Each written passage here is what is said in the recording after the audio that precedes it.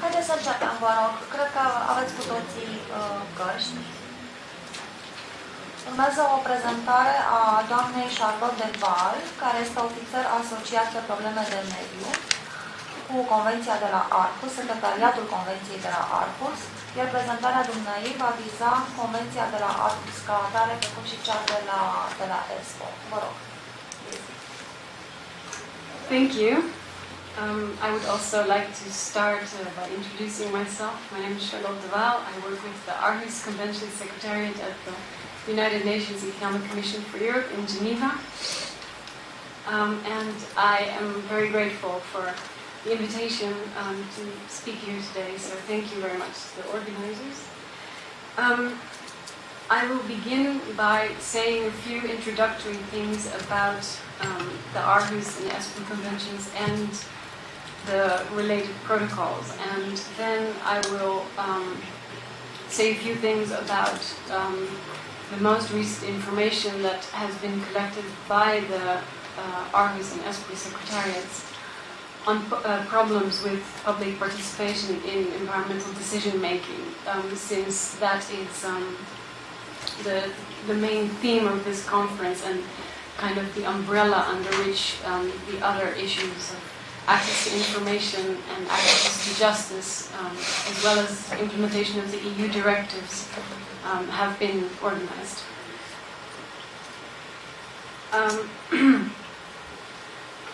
As most of you probably know, I will begin by saying a few things that I fear most of you already do know, but please bear with me.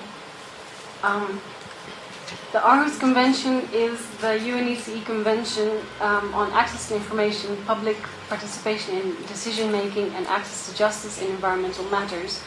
And these three topics are considered to be the three pillars, so to speak, under the convention.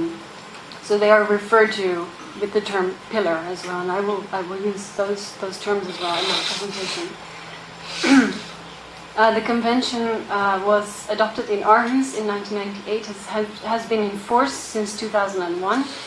It has currently 43 parties, and Romania has been a party since the year 2000. The Aarhus Convention has a protocol on pollutant release and transfer registers,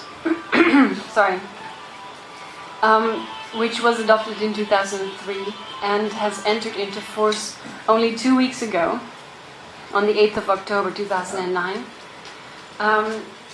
It has currently 23 parties, and Romania has been a party only for a couple of months, since last August. Both these instruments are open by accession, or open to accession by non-UNECE countries. The Espoo Convention, as also most of you probably know, is the UNECE Convention on Environmental Impact Assessment in a Transboundary Context. This convention was adopted in 1991 and has been in force since 1997. It has currently also, just like Aarhus, exactly 43 parties. They are not actually the same countries that are parties. There are about 5 parties to each convention that the other convention does not have. Romania has been a party to the Espoo Convention since 2001. The Espoo Convention is not yet open to accession by non-UNECE countries. An amendment has been adopted to open the convention to accession by non-UNECE countries, but there is a complicated process and complicated requirements for amendments to enter into force, so it is not expected that that the amendment will enter into force anytime soon. Then the protocol to the Espoo Convention is the Protocol on Strategic Environmental Assessment, referred to as the SEA Protocol. It was adopted also in 2003. It was in fact adopted on the very same day as the protocol to the Aarhus Convention. Both were adopted in Kiev during the Environment for Europe Ministerial Conference in 2003. The SEA protocol has not entered into force yet.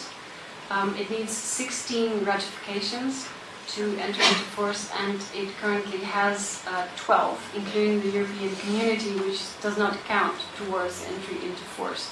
So it has 11 ratifications that count, and so it needs 5 more before it can enter into force.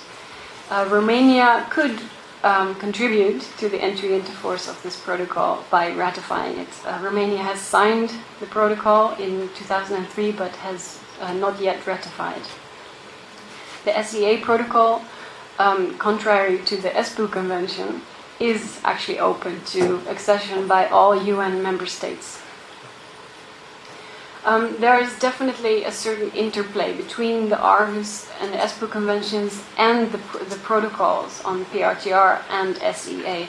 They are, in a sense, all part of one family. They are definitely related. I will just say a few things about the comparison between Aarhus and Espoo.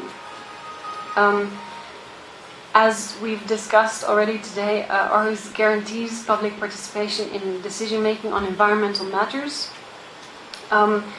This means that it's applicable to all decisions at the national level that have to do with environmental impact assessment. And in general, the Aarhus provisions are solely applicable